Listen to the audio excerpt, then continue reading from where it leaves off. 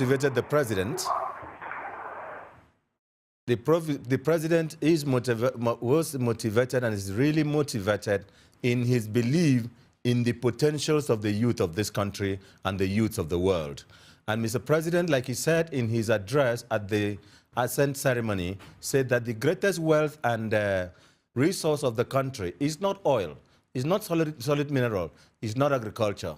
It is the youth and their potentials. So that is what motivated Mr. President to sign the bill. And at every stage of the way, when the bill was being considered in the National Assembly, when the bill was being passed in each of the houses, and after the bill left the houses for the houses of assembly, Mr. President spoke with the governors and indicated interest to the governors that he would want that bill passed. So the governors also had a lot of input in getting the State House of Assembly to get the bill passed at the instance of Mr. President. Now, there's been a lot of positive response from the National Assembly over this bill. So what do you make of it? What I make of that is that this was a consensual act. It is no more a bill, because after it has been assented to from the 31st of May, it is now the Non-Too-Young-to-Run Act. In fact, it is not called so. It is properly called Constitution 4th Amendment or 4th Alteration Act, relating to reduction in the age of candidate to contest election to the House of Representatives and the Houses of Assembly and the presidency.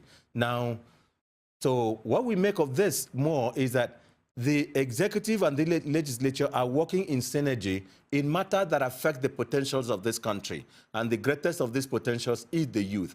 And of course, the youth had also proved by their action, by the way they went about this bill.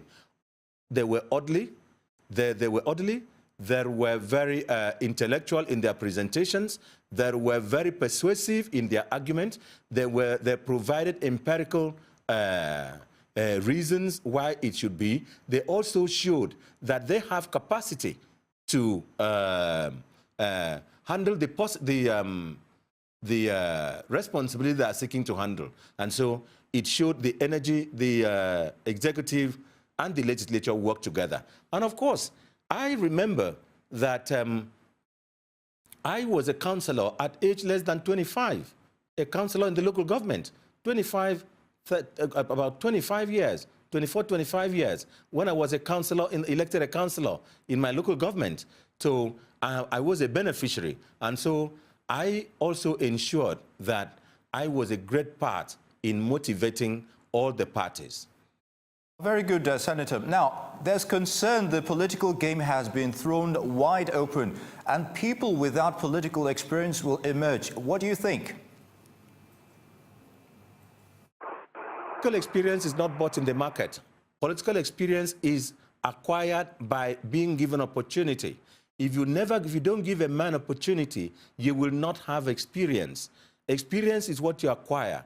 And of course, this is going to make Nigerian youth to be very, very active and to be very, very serious in their education, knowing that immediately they come out of the university or the first year of education, the country can call them to service. And one of the most important things that a lot of people have not emphasized, or that which the youth may not even have adverted their mind to, is that the Constitution says that a person is qualified to be a minister of the Federal Republic of Nigeria if he is qualified to be a member of the House of Representatives.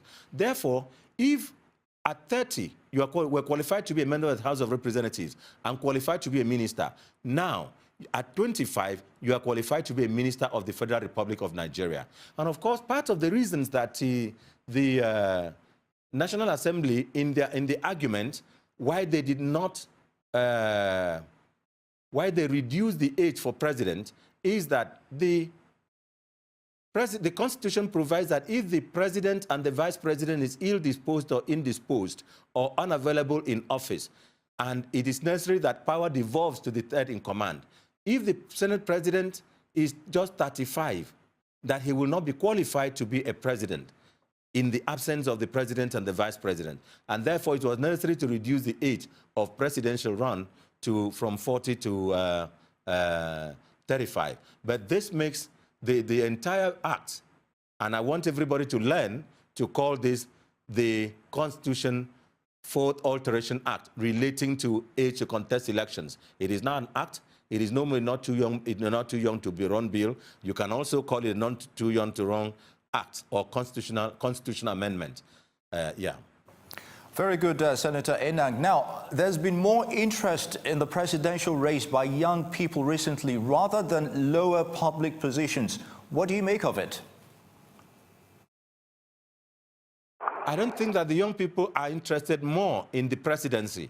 They know that they can make the presidency.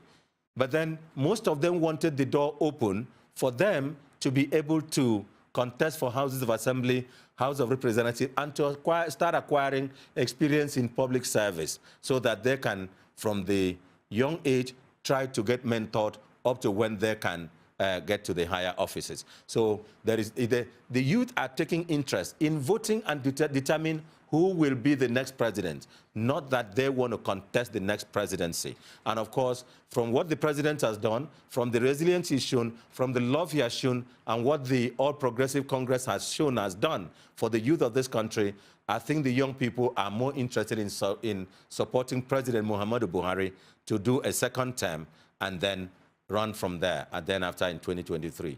And of course, they listened to Mr. President and were very enthused when Mr. President asked on a very serious and in fact appearing a lighter mood, but a very serious note, that please let this campaign for the young to take over the presidency start in 2023. And the youth have agreed with Mr. President.